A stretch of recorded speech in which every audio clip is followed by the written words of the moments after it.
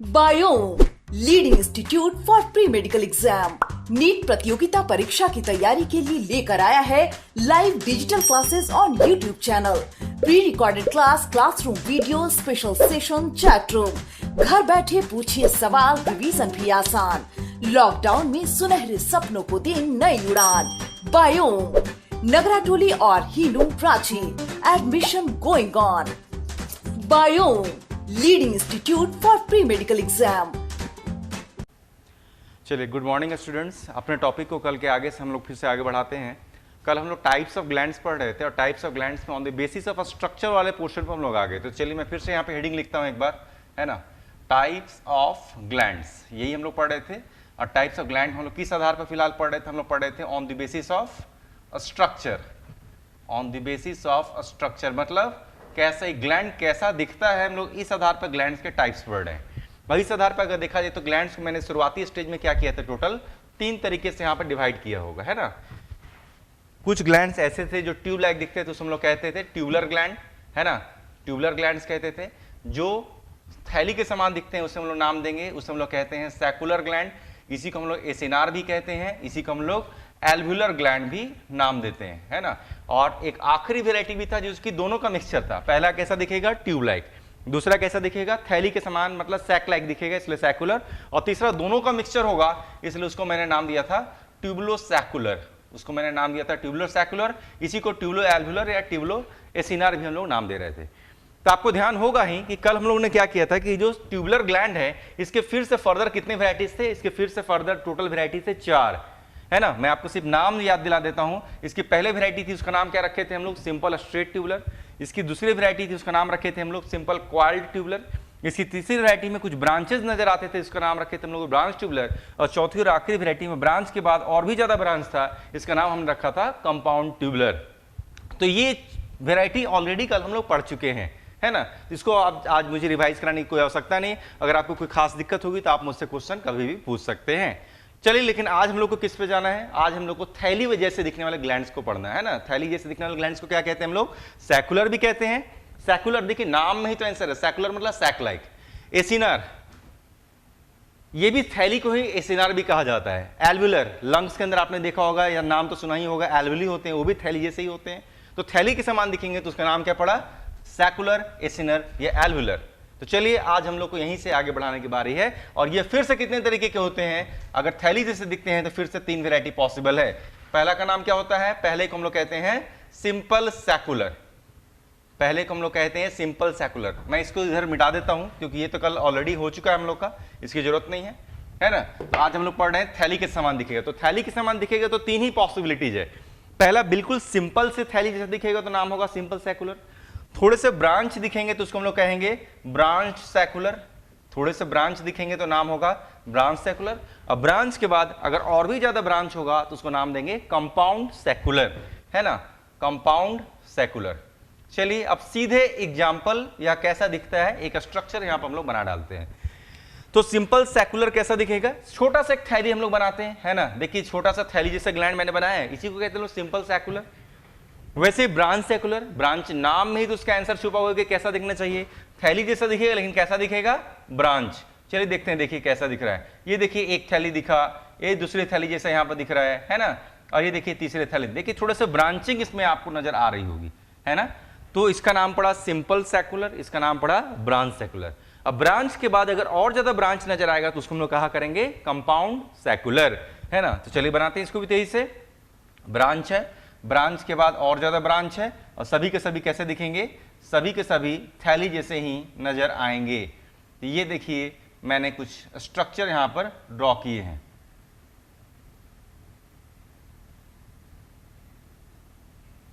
इसका नाम पड़ेगा कंपाउंड सैकुलर। तो देखिए साफ साफ स्पष्ट है, simple secular, branch secular and compound secular. सीधे एग्जांपल पर आना है, सीधे एग्जांपल पर आना है। सबसे पहला वैरायटी है सिंपल सैकुलर। इस तरीके के दिखने वाले जो ग्लैंड है ना हम लोग के शरीर में है ही नहीं, यानी कि ह्यूमंस के शरीर में इस तरीके के दिखने वाले ग्लैंड मौजूद नहीं है। तो कहां पर है? एम्फीबियंस में। एम्फीबियंस मतलब किसमें? फ्रॉग और टोड की हम लोग बात कर रहे हैं। यहां पर फ्रॉग और टोड की बात कर रहे हैं हम लोग। फ्रॉग और टोड में डिफरेंस समझते हैं। चलिए डिफरेंस नहीं समझते, मैं आपको थोड़ा सा डिफरेंस बताता हूं।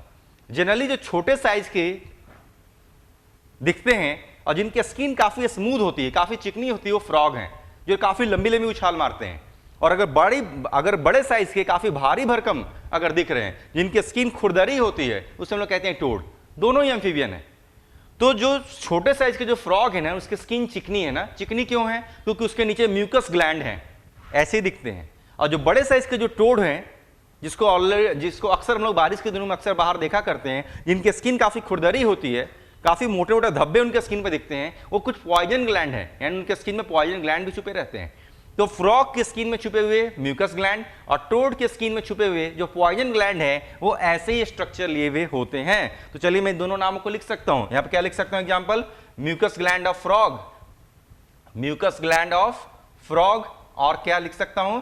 And poison gland of toad, and poison gland of toad. तो चलिए इसके यही दो एग्जांपल काफी हैं, और क्योंकि ह्यूमन के शरीर में कुछ स्ट्रक्चर है ही नहीं, इसलिए इसको आगे बढ़ाने की भी आवश्यकता नहीं है। मार्कर चेंज, मार्कर मैंने बिल्कुल काफी डार्क ब्लैक या ब्लू इस्तेमाल किया है, मुझे नहीं लगता है कि दिक्कत आनी चाहिए। चलिए ब्रांच सैकुलर पर हम लोग आते हैं। ब्रांच्ड सैकुलर, ये हमारे शरीर में मौजूद है। स्किन में सीबेसियस ग्लैंड ऐसे ही होंगे, है ना। स्किन में दो तरह के ग्लैंड होते हैं, एक पसीना निकालने वाला ग्लैंड, उसको स्वेट ग्लैंड या स्यूडोरिफेरस ग्लैंड कहते हैं। कल हम लोग देखे थे, वो ट्यूब जैसे दिखते थे, क्वाल ट्यूबुलर थे। लेकिन स्किन के जो दूसरे ग्लैंड है, कुछ तेल जैसे सिक्रेशन को निकालते हैं, उस तेल जैसे सिक्रेशन को हम लोग क्या नाम देते हैं? वाइल या सीबम कहते हैं। तो हमारा स्किन में छुपे हुए जो वाइल या सीबेसियस ग्लैंड है, ऐसे ही दिखते हैं। तो मैं यहाँ पे एग्जाम्पल लिख सकता हूँ, वाइल ग्लैंड, इसी को हम लोग दूसरा नाम क्या देते हैं? Sebaceous gland, sebaceous gland of skin, वो ऐसे दिखते हैं। अगर आप ध्यान दें तो इस ग्लैंड को एक दूसरे तरीके से भी हम लोग पढ़े थे। इसी ग्लैंड को हम लोगों ने कहां पर शामिल किया था? इसी ग्लैंड को हमने शामिल किया था होलोक्राइन ग्लैंड में। यानी कि सीबेसियस ग्लैंड या वाइल ग्लैंड वो ग्लैंड थे जो कि अपने सिक्रेशन को निकालने के क्रम में पूरी तरीके से गल जाते थे, घुल जाते थे और सिक्रेशन के साथ ही बाहर निकल जाते थे। तो होलोक्राइन ग्लैंड में भी देखिए सेम सीबेसियस या वाइल ग्लैंड लिखा हुआ है, और अगर स्ट्रक्चर के हिसाब से देखा जाए तो सीबेसियस या वाइल ग्लैंड ऐसे दिखते हैं, ब्रांच सैकुलर नजर आते हैं। फिनिश हो गया। इसके अगले पर हम लोग चलते हैं, कंपाउंड सैकुलर। कंपाउंड सैकुलर के ऊपर आते हैं। कल याद कीजिए हम लोग तीन तरीके के मैमल्स पढ़ रहे थे, है ना। प्रोथेरियंस, मेटाथेरियंस और यूथेरियंस। अंडे देने वाले को कहते थे प्रोथेरियंस, पाउच वाले मैमल को कहते हैं मेटाथेरियंस, और जिसके पास प्लेसेंटा होती है उसे हम लोग कहते हैं यूथेरियंस। तो जो प्रोथेरियंस के मैमरी ग्लैंड्स थे उसको कल हम लोग पढ़ चुके थे। कहां पर पढ़े थे? कल उसको हम लोग कंपाउंड ट्यूबुलर में पढ़े थे। तो जो प्रोथेरियंस के मैमरी ग्लैंड कंपाउंड ट्यूबुलर में आते हैं, जबकि मेटाथेरियंस और यूथेरियंस के जो मैमरी ग्लैंड हैं वो कंपाउंड सैकुलर में आते हैं। तो देखिए दो एग्जांपल हमें ऑलरेडी यहां मिल रहे हैं। तो मैं यहां पे एग्जांपल लिख देता हूं, यहां पर mammary gland of metatherians and eutherians, metatherians and eutherians, है ना। इन नामों को आपको बेहतर तरीके से कहां पढ़ने का मौका मिलेगा? जब एनिमल किंगडम पढ़ेंगे। लेकिन जब तक नहीं पढ़ रहे हैं, बस इन नामों को थोड़ा सा समझ लेना होगा। तो प्रोथेरियंस के मैमरी ग्लैंड्स थे कंपाउंड ट्यूबुलर में, जो कल हम लोग फिनिश किए थे, और जो मेटाथेरियंस और यूथेरियंस के जो मैमरी ग्लैंड्स हैं वो कंपाउंड सैकुलर वैरायटी के होते हैं। तो चलिए इसका एग्जांपल मुझे दिख रहा है। क्या इसमें और भी एग्जांपल है? इसमें और भी एग्जांपल हैं। हमारे पास तीन तरीके के सलाइवरी ग्लैंड होते हैं। जो सलाइवा निकालते हैं उसे कहते हैं हम लोग सलाइवरी ग्लैंड। तीन तरीके से होते हैं। जो गाल वाले हिस्से में होते हैं इसको हम लोग कहते हैं पैरोटिड सलाइवरी ग्लैंड। जो इस वाले हड्डी के ऊपर होते हैं ना, इसे हम लोग दो नाम देते हैं। इसको सब मैग्जिलरी सलाइवरी ग्लैंड भी कहते हैं और सब मैंडिबुलर सलाइवरी ग्लैंड भी कहते हैं। और जो नीचे की जगह पर होते हैं ना, इसको हम लोग सब लिंगुअल सलाइवरी ग्लैंड कहते हैं। ध्यान से सुनना है। तो तीन तरीके के सलाइवरी ग्लैंड है। यहां पर पाए जाने वाले को पैरोटिड कहते हैं, यहां पर पाए जाने वाले को सब मैग्जिलरी या सब मैंडिबुलर कहते हैं, और यहां पर पाए जाने वाले को हम लोग सब लिंगुअल सलाइवरी ग्लैंड कहते हैं। तो जो यहां पर पाए जाने वाले सब मैग्जिलरी या सब मैंडिबुलर सलाइवरी ग्लैंड हैं, और यहां पर पाए जाने वाले जो सब लिंगुअल सलाइवरी ग्लैंड है ना, वो ऐसे ही दिखते हैं। तो देखिए इसके दो एग्जांपल हमारे शरीर में भी नजर आ रहे हैं। क्या लिख सकते हैं हम लोग? पहला लिख सकते हैं, इसको हम लोग सब मैग्जिलरी या सब मैंडिबुलर सलाइवरी ग्लैंड कहेंगे। एक ही है, सब मैग्जिलरी कहें या सब मैंडिबुलर कहें, एक ही चीज है, सब मैग्जिलरी या सब मैंडिबुलर सलाइवरी ग्लैंड। और संग संग कौन से? टंग के नीचे यहां पर पाया जाती है, इसे हम लोग कहते हैं सब लिंगुअल सलाइवरी ग्लैंड, सब लिंगुअल सलाइवरी ग्लैंड। देखिए इसके कई एग्जांपल हो गए। मतलब मेटाथेरियंस यूथेरियंस के मैमरी ग्लैंड प्लस यहां वाले सलाइवरी ग्लैंड जो हम लोग के पास भी हैं, और प्लस यहां वाले सलाइवरी ग्लैंड हम लोग के पास भी हैं। कौन से सलाइवरी ग्लैंड को मैंने यहां पर शामिल नहीं किया? अगर आप देख रहे होंगे तो इस जगह पर पाए जाने वाले पैरोटिड सलाइवरी ग्लैंड को हमने यहां पर शामिल नहीं किया। क्यों नहीं किया? क्योंकि इस जगह पर पाए जाने वाले जो पैरोटिड सलाइवरी ग्लैंड हैं वो ट्यूबुलोसैकुलर के एग्जाम्पल में चले जाएंगे। यानी इस जगह पर जो पैरोटिड पाए जाते हैं ना, उसमें थोड़े से ट्यूब्स भी होंगे और थोड़े से थैली दैट मीन सैक भी होंगे, इसलिए ट्यूबुलोसैकुलर ग्लैंड में उसको रखेंगे। तो मेरे ख्याल से अभी तक जो भी यहां पर स्ट्रक्चर दिख रहा था ऑलरेडी स्ट्रक्चर हम लोगों ने देखा, जैसा स्ट्रक्चर है वैसा ही उसका नाम पड़ा है और वैसे ही उसके एग्जाम्पल्स हो गए। आखिर क्या फायदा होता होगा जब एक ग्लैंड थोड़ा ज्यादा ब्रांचिंग और बहुत ज्यादा ब्रांचिंग शो करता है? ऑब्वियसली सिक्रेशन ज्यादा होगा।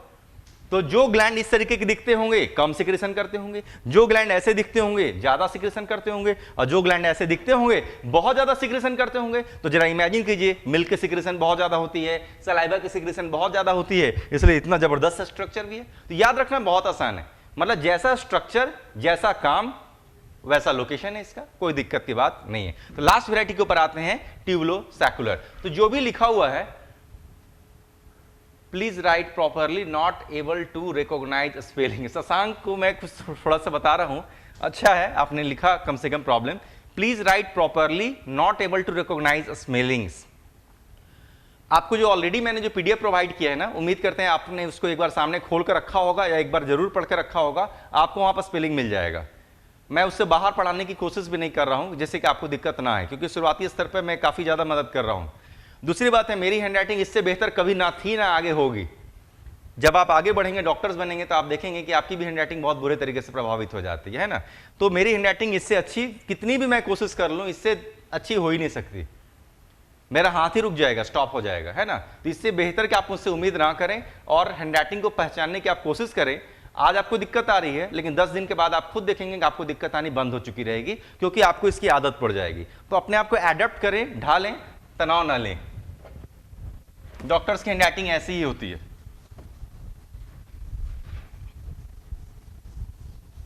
और फिर भी मेरी हैंडराइटिंग बहुत खूबसूरत है, मैं मानता हूं, क्योंकि मेरे से भी बुरे बुरे लोग हैंडराइटिंग वाले होते हैं।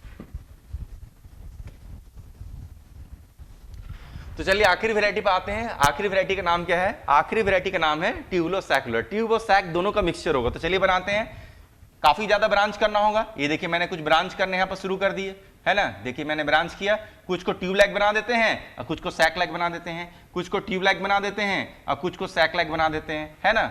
तो उम्मीद करते हैं ये देखिए कुछ ट्यूब जैसा दिख रहे हैं और कुछ अगर देखा जाए तो सैक लाइक दिखें, यानी दोनों का मिक्सचर है, इसलिए नाम क्या पड़ेगा? ओब्वियसली इसका नाम पड़ेगा ट्यूबुलोसैकुलर।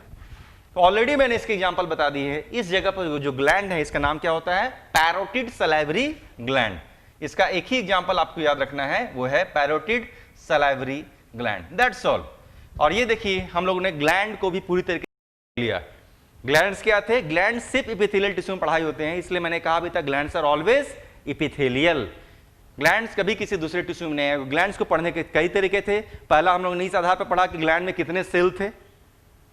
दूसरा हमने इस आधार पर आपको पढ़ाया कि ग्लैंड का भविष्य आगे जाकर क्या होगा, क्या ग्लैंड के स्ट्रक्चर में कोई परिवर्तन होगा या नहीं होगा। तीसरा मैंने आपको इस आधार पर पढ़ाया कि ग्लैंड के पास डक्ट है या नहीं है। और चौथा हम लोग इस आधार पर पढ़ रहे थे ग्लैंड कैसा दिखता है। तो ये देखिए लगभग इसको हम लोगों ने फिनिश कर लिया। तो चलिए आगे बढ़ते हैं हम लोग। तो इस वक्त हम लोगों ने एपिथेलियल टिश्यू को पूरी तरीके से फिनिश कर लिया। एपिथेलियल टिश्यू समाप्त करने के बाद हम लोग जंप करने वाले हैं कनेक्टिव टिश्यू में, जो कि काफी बड़ा है एपिथेलियल टिश्यू की तुलना में। एपिथेलियल टिश्यू बड़ा था, कनेक्टिव टिश्यू बहुत बड़ा होगा, मस्कुलर टिश्यू और नर्वस टिश्यू छोटे छोटे होते हैं, इसलिए जो वक्त लगना है हम लोग को कनेक्टिव टिश्यू में ही वक्त लगना है। तो चलिए हम लोग शुरुआत करते हैं कनेक्टिव टिश्यू।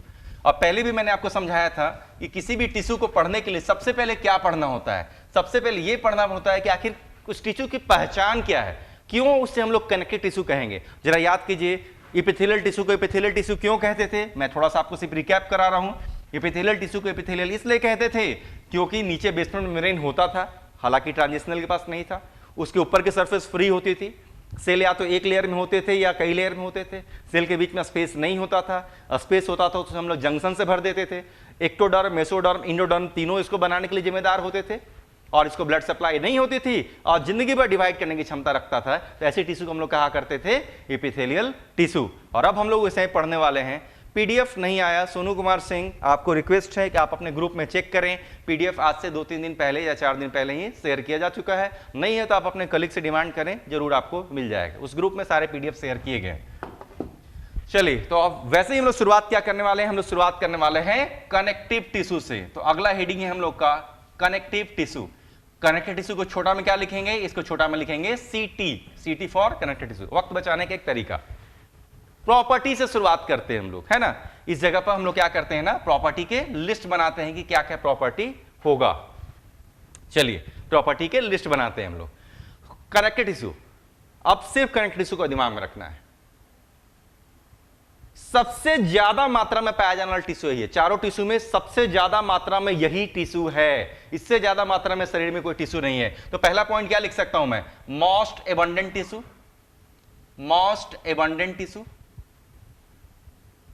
तो पहला पॉइंट बन गया, सबसे ज्यादा मात्रा में पाया जाने वाला टिश्यू। जरा सोचिए, अगर कोई टिश्यू सबसे ज्यादा मात्रा में होगा, यानी शरीर में हर जगह फैला हुआ होगा। ऐसा कोई स्थान हो ही नहीं सकता जहां टिश्यू नहीं है, क्योंकि सबसे ज्यादा मात्रा में है, यानी हर जगह फैला हुआ टिश्यू है ना। तो सेकंड पॉइंट बनेगा most widely distributed tissue. Widely distributed मतलब हर जगह फैला हुआ टिश्यू। तो सेकंड पॉइंट हो गया most widely distributed tissue, widely distributed tissue.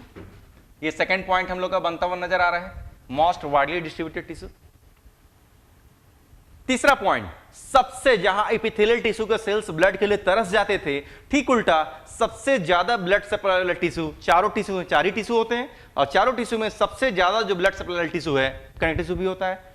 यही होता है, कनेक्टिव टिश्यू ही होता है। इसलिए क्या लिख सकते हैं, most vascular tissue, most vascular. Vascular मतलब ब्लड सप्लाई की बात की जाती है। ज्यादा ब्लड सप्लाई को मोर वैस्कुलर, कम ब्लड सप्लाई को लेस वैस्कुलर, और नो ब्लड सप्लाई को ए वैस्कुलर भी कहा जाता है। तो क्या यहां पे क्या लिख रहे हैं, मोस्ट वैस्कुलर टिश्यू मतलब सबसे ज्यादा ब्लड सप्लाई वाला टिश्यू है।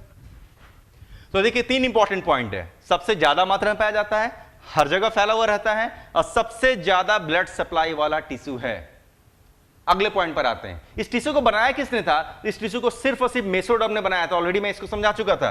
तो क्या लिख सकते हैं, डेवलप्स फ्रॉम ओनली मेसोडर्म। सिर्फ मेसोडर्म से बनते हैं और इसके लिए कोई भी जिम्मेदार नहीं है। Develops from only mesoderm. अगले पॉइंट पर आते हैं, अगला पॉइंट भी मैंने आपको पहले समझा दिया है। सबसे ज्यादा कौन डिवाइड करता है, एपिथेलियल। उससे कम कौन डिवाइड करता है, कनेक्टिव। उससे कम कौन डिवाइड करता है, मस्कुलर। सबसे कम कौन डिवाइड करता है, नर्वस। और नर्वस में भी जो न्यूरॉन्स होते हैं बिल्कुल डिवाइड नहीं करते। ये सीरीज मैंने आपको पहले बताया था।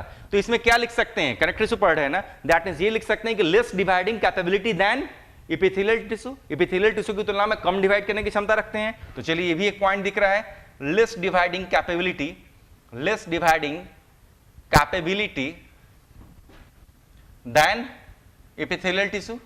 देखिए, 5 इंपॉर्टेंट पॉइंट हो गया। सबसे ज्यादा है, हर जगह फैला हुआ है, सबसे ज्यादा ब्लड सप्लाई है, सिर्फ मेसोडर्म से बनता है, और इसके पास एपिथेलियल टिश्यू की तुलना में डिवाइड करने की क्षमता थोड़ी सी कम नजर आ रही है। चलिए, इतने सारे चीज हम लोग को दिख रहे हैं, और आगे हम लोग को बढ़ना होगा अगले पॉइंट पे। एपिथेलियल टिश्यू में जहां पर हम लोग ने खास चीज, एक खास लाइन पढ़ा हुआ था। क्या था वो लाइन? वो लाइन ये था कि जनरली सेल्स के बीच में स्पेस नहीं होता था, और अगर सेल के बीच में स्पेस होता था तो उसे क्या करते हैं हम लोग, फिल कर देते थे। किससे फिल करते थे? जंक्शन जैसे कुछ खास चीज से फिल करते थे। याद कीजिए, पॉइंट को मैंने बताया है। तो एपिथेलियल टिश्यू में सेल्स के बीच में स्पेस नहीं होता था, और अगर होता भी था तो उसे हम लोग टाइट जंक्शन, गैप जंक्शन या एडेरेंट जंक्शन जैसे स्ट्रक्चर से फिल करते थे। ये था।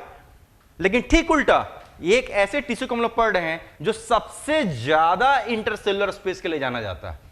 यानी एपिथेलियल टिश्यू में इंटरसेलुलर स्पेस जनरली नहीं होता था, और इसमें इंटरसेलुलर स्पेस सबसे ज्यादा होगा। तो क्या लिख सकते हैं, a tissue with maximum intercellular space. अगला पॉइंट दिख रहा है, a tissue with maximum intercellular space, maximum intercellular space. इस टिश्यू में क्या है, सबसे ज्यादा इंटरसेलुलर स्पेस हम लोग को नजर आता है। फिर से प्रश्न वही, एपिथेलियल टिश्यू में स्पेस नहीं था, फिर भी स्पेस आता था तो उसे जंक्शन से तो भरते थे।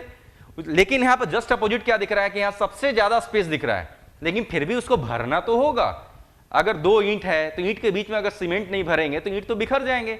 वैसे ही पूरे शरीर में जितने भी सेल्स हैं ना, उसके बीच में स्पेस ना हो या स्पेस कम हो या स्पेस बहुत ज्यादा हो, उस स्पेस को क्या करना होगा, आखिर भरेंगे तो, क्योंकि सेल को तो आपस में एक जगह जोड़कर रखना होगा। मतलब साफ है ये एक ऐसा टिश्यू है जिसमें सबसे ज्यादा सेल के बीच में स्पेस है। इस जगह को क्या करना होगा, भरेंगे। जैसे ईंट के बीच के जगह को भरने के लिए क्या भरते हैं, सीमेंट भरते हैं, वैसे ही यहां पर सेल के बीच के स्पेस को भरने के लिए जिस सब्सटेंस का प्रयोग करते हैं उसको हम लोग ग्राउंड सब्सटेंस या मैट्रिक्स कहते हैं। फिर से मैं रिपीट कर रहा हूं लाइन को। जैसे सेल, जैसे ईंट को देख लेते हैं, है ना, ब्रिक्स, ईंट जिससे घर बनते हैं, जैसे ईंट के बीच के स्पेस को भरने के लिए हम लोग क्या इस्तेमाल करते हैं, सीमेंट का इस्तेमाल करते हैं, वैसे ही इस टिश्यू में कहा जाता है इस सेल के बीच के स्पेस को भरने के लिए जिस चीज का उपयोग करेंगे उसको हम लोग ग्राउंड सब्सटेंस या मैट्रिक्स कहते हैं। तो अगला इंपॉर्टेंट पॉइंट यहां पर लिखने जा रहे हैं। अगला इंपॉर्टेंट पॉइंट क्या होगा, the space between cell is filled by, है ना, the space between cells are field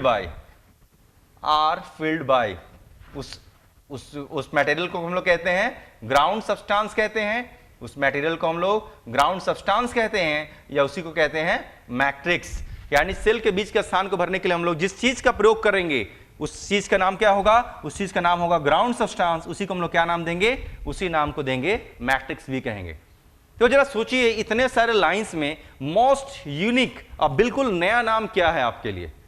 इतने सारे लाइंस को अगर आप ध्यान से देखेंगे तो सबसे यूनिक लाइन या सबसे नया वर्ड आपको क्या दिख रहा है, ग्राउंड सब्सटेंस या मैट्रिक्स दिख रहा है, जिसको मैंने प्रयोग किया। तो ग्राउंड सब्सटेंस या मैट्रिक्स क्या है, सेल के बीच के स्थान को भरने के लिए जिस भी चीज का इस्तेमाल करते हैं उसे हम लोग कहते हैं ग्राउंड सब्सटेंस या मैट्रिक्स।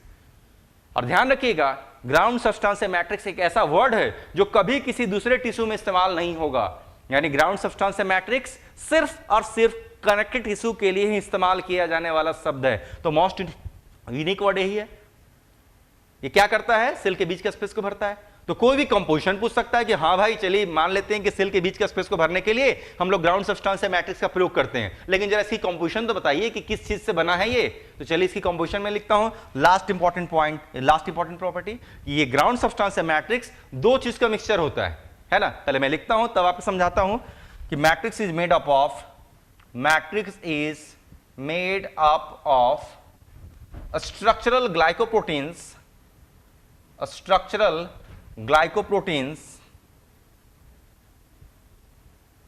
and mucopolysaccharide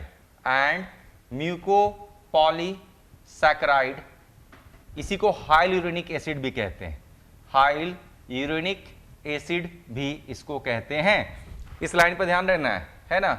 मैट्रिक्स क्या है, मैट्रिक्स दो चीज का मिक्सचर है। पहला तो मैंने कहा मैट्रिक्स किसे कहेंगे, सेल के बीच का स्थान को भरने के लिए जिसका इस्तेमाल किया उसको मैट्रिक्स कहेंगे। दूसरा पूछेगा चलिए मैट्रिक्स का कंपोजिशन बताइए, तो आंसर क्या होगा, मैट्रिक्स दो चीज का मिक्सचर है। पहला मिक्सचर क्या है, पहला मैट्रिक्स में क्या है, कुछ प्रोटीन्स हैं उसको हम लोग कहते हैं स्ट्रक्चरल ग्लाइकोप्रोटीन। पहला इसमें क्या है, कुछ प्रोटीन्स उसको कहते हैं स्ट्रक्चरल ग्लाइकोप्रोटीन। और दूसरा इसमें क्या है, म्यूकोपॉलीसैकेराइड है। दूसरा क्या है इसमें, म्यूकोपॉलीसैकेराइड है या उसको हाइलुरोनिक एसिड के नाम से भी जाना जाता है। तो ये इंपॉर्टेंट पॉइंट आपको ध्यान रखना है कि matrix is a mixture of structural glycoprotein और किसका है, इसके साथ म्यूकोपॉलीसैकेराइड मतलब हाइलुरोनिक एसिड होता है। म्यूकोपॉलीसैकेराइड हाइलुरोनिक एसिड एक ही चीज है। तो ये देखिए हम लोगों ने इसको फिनिश किया, बिल्कुल सही है। आकांक्षा गुप्ता ने कहा मैट्रिक्स सही है और जंक्शन यूजिन ईटी सही है, ठीक है। उसके बाद राजेश ने कहा ठीक है। चलिए तो देखिए हम लोगों ने प्रॉपर्टी फिनिश कर डाला। मतलब अगर किसी टिश्यू के पास इतने सारे प्रॉपर्टी हो, शरीर में सबसे ज्यादा मात्रा में हो, सबसे ज्यादा फैला हुआ हो, सबसे ज्यादा सेल के बीच में स्पेस हो, सबसे ज्यादा ब्लड सप्लाई हो, एपिथेलियल टिश्यू की तुलना में कम डिवाइड करने की क्षमता रखता हो, मेसोडर्म से बना हो, सेल के बीच के सबसे ज्यादा स्पेस को फिल करने के लिए मैट्रिक्स इस्तेमाल किया जाए, और अगर मैट्रिक्स स्ट्रक्चरल ग्लाइकोप्रोटीन और म्यूकोपॉलीसैकेराइड्स से बना हुआ होगा, मिक्सचर से बना हुआ होगा, तो ऐसे टिश्यू को क्या नाम देंगे, ऐसे टिश्यू को हम लोग नाम देंगे कनेक्टिव टिश्यू। और ये देखिए हम लोगों ने इसके प्रॉपर्टी को समाप्त कर लिया। हम लोग क्या पढ़ रहे थे, हम लोग पढ़ रहे थे property of connective tissue. Property of connective tissue मतलब कनेक्टिव टिश्यू के गुण या उसकी पहचान। तो चलिए प्रॉपर्टी खत्म करने के बाद अब लोगों को क्या पढ़ना होगा, टाइप्स पढ़ना होगा। जैसे एपिथेलियल टिश्यू में क्या किए थे, टाइप्स पढ़ रहे थे, वैसे ही हम लोग कनेक्टिव टिश्यू को क्या पढ़ेंगे, टाइप्स पढ़ने के लिए आगे बढ़ते हैं। तो मैं इसको मिटा रहा हूं, आप चाहें तो इसका एक स्क्रीनशॉट लेकर यहां पर रख सकते हैं।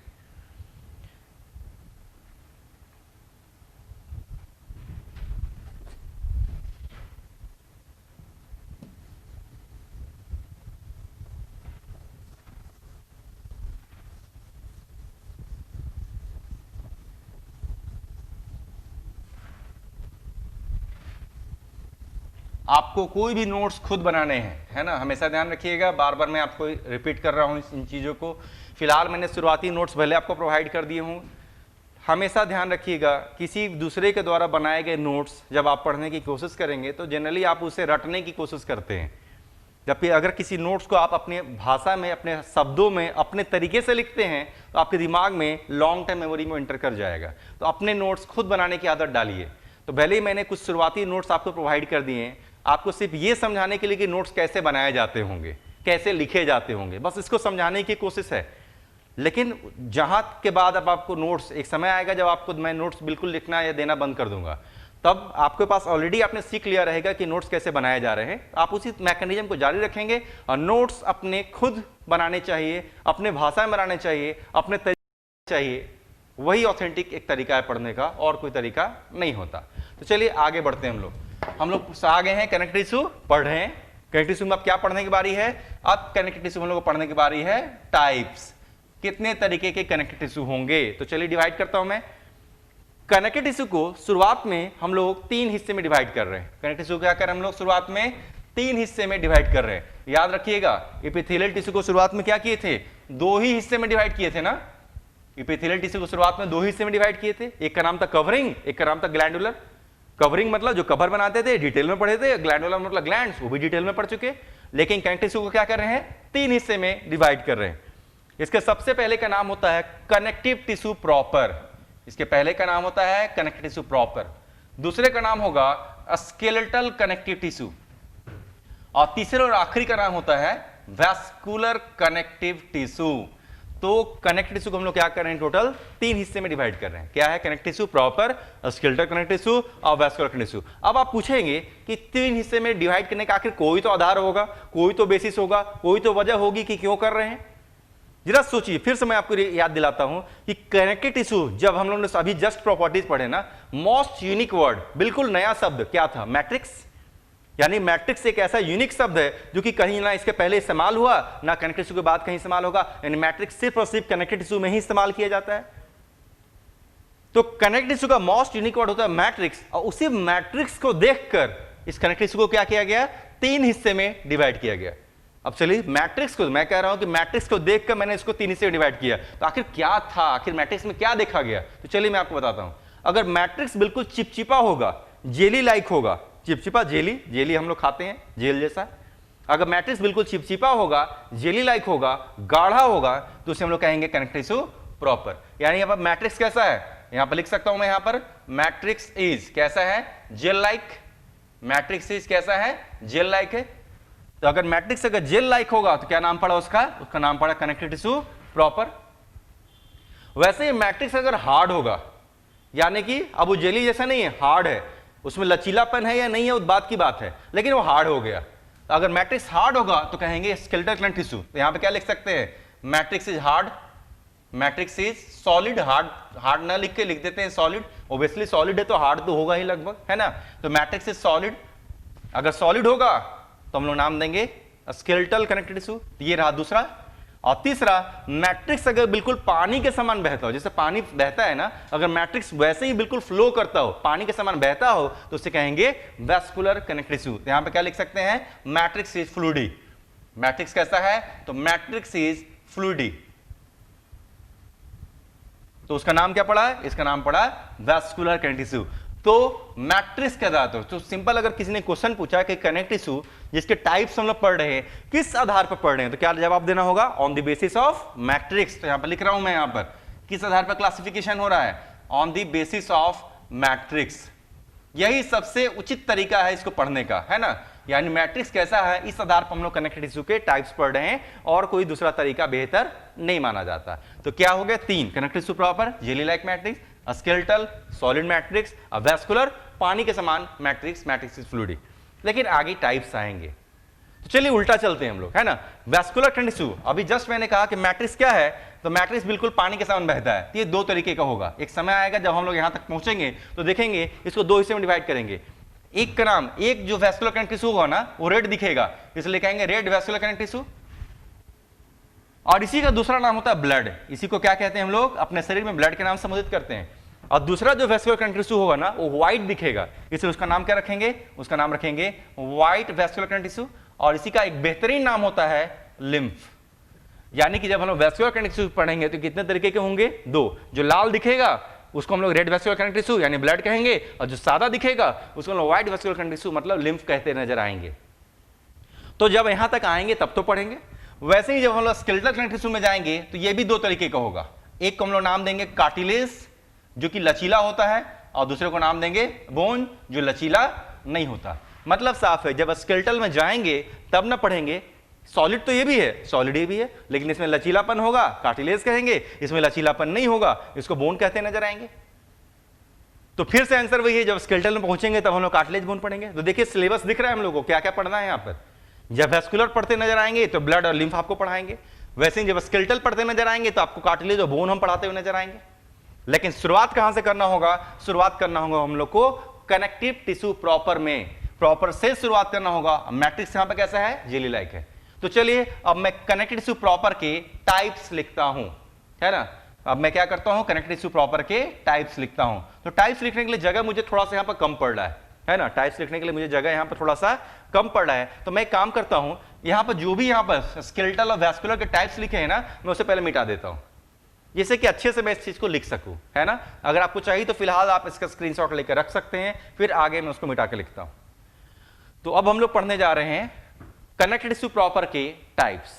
चलिए मिटा रहा हूं मैं, तो इतने दूर को मैं मिटा रहा हूं क्योंकि यहां पर मुझे लिखना होगा, जगह चाहिए मुझे थोड़ा।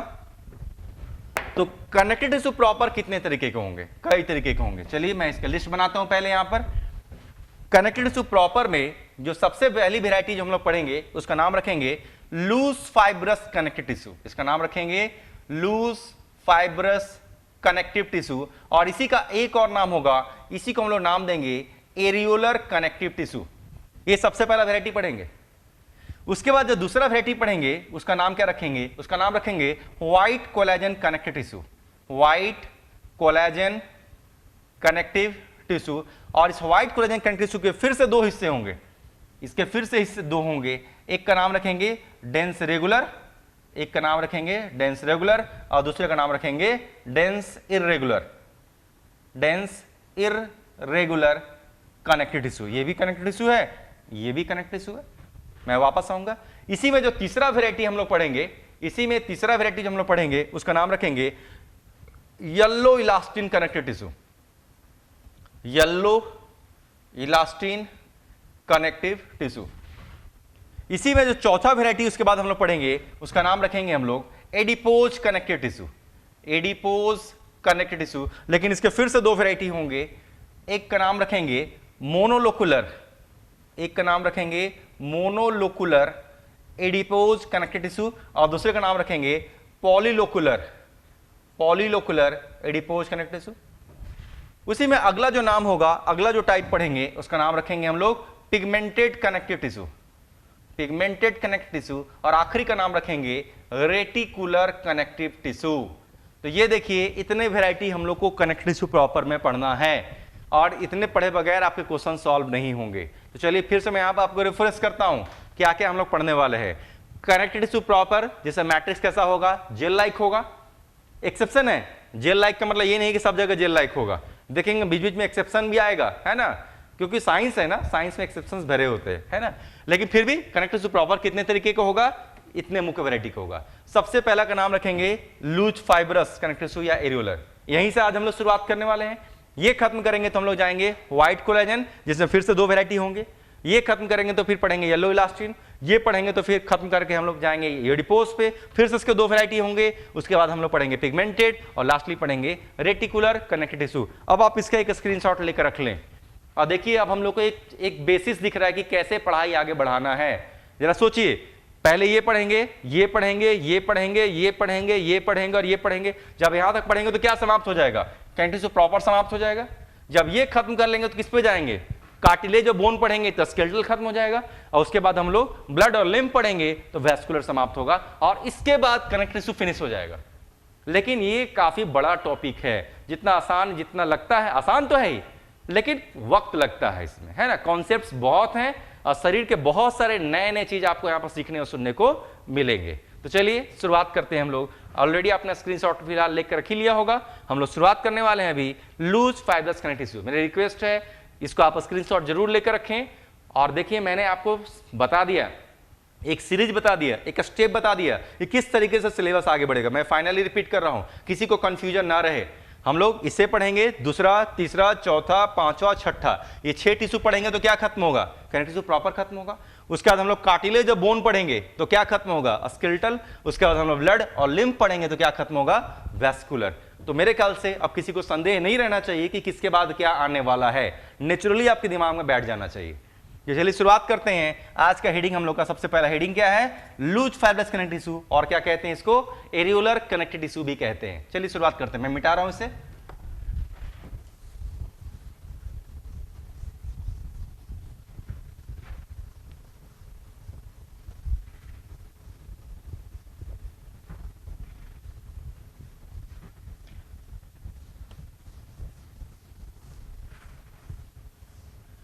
तो सबसे पहली वैरायटी जो आज हम लोग पढ़ने जा रहे हैं वो कहां पर है? कनेक्टिव टिश्यू प्रॉपर में हम लोग इंटर कर रहे हैं। उसमें सबसे पहला जो नाम मैंने लिख कर रखा हुआ उसका नाम क्या था? Loose fibrous connective tissue. इसका नाम है लूज फाइब्रस कनेक्टिव टिश्यू। इसी का एक और नाम क्या है? इसी को कह रहे हैं हम लोग areolar connective tissue. Loose fibrous connective tissue को हम लोग एरियोलर कनेक्टिव टिश्यू भी कहते हैं। ध्यान से सुनना है, बहुत ही आसान सा चीज है। अगर आपने इस टिश्यू को समझ लिया, सबसे पहला समझ लिया, तो इसके बाद जो दूसरे नंबर पर आएगा और जो तीसरे नंबर पर जो टिश्यू आएगा ना, तत्काल खत्म हो जाएगा। सिर्फ सबसे पहला इसी वैरायटी को आपको समझने में थोड़ा सा मेहनत करना है। तो चलिए आगे बढ़ते हैं। 3 तरीके के सेल की मैं यहां पर बात करने वाला हूं, है ना। मैं काम करता हूं, 3 तरीके के सेल्स के नाम मैं यहां पर लिखता हूं। क्या क्या नाम हम लोग यहां पर पढ़ने वाले हैं? सबसे पहला जो सेल हम लोग यहां पर पढ़ेंगे, सबसे पहला जो सेल, मैं नाम इसलिए लिख कर रख रहा हूं जिससे कि आपके आगे जाकर दिक्कत ना आए, और यहां पर इसकी इमेज को हम लोग बनाएंगे। सबसे पहला जो सेल हम लोग यहां पर पढ़ेंगे उसका नाम रखेंगे फाइब्रोब्लास्ट, और इसी फाइब्रोब्लास्ट को हम लोग फाइब्रोसाइट्स भी कहेंगे। ये पहला सेल होगा जो अभी हम लोग को मिलेगा।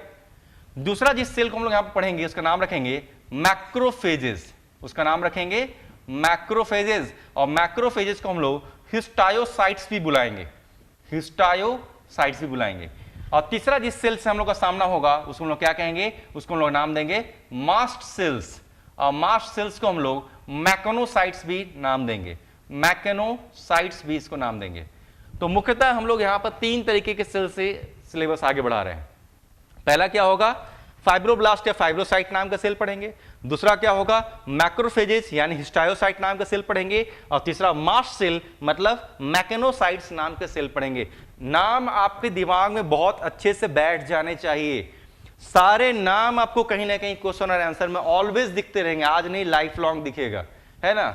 डॉक्टर के जिंदगी का ये जो सेल्स के नाम आप सुन रहे हैं ना, ये सब डॉक्टर की जिंदगी का एक आम हिस्सा है। जैसे आप लोग ABCD क ख ग घ और 1 2 3 4 दिमाग में जिंदगी भर के लिए बैठा रहता है ना, वैसे इन नामों से आपको जिंदगी भर सामना होगा।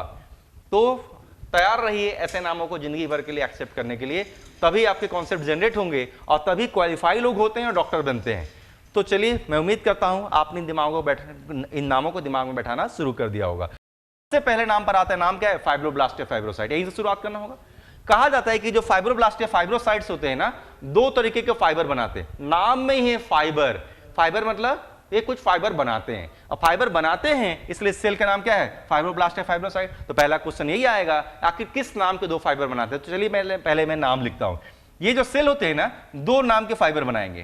पहला व्हाइट कलर का दिखने वाला एक फाइबर बनाएंगे, उसका नाम रखेंगे कोलेजन फाइबर। तो यहां पर मैं लिखता हूं white collagen fibre, white collagen fibre.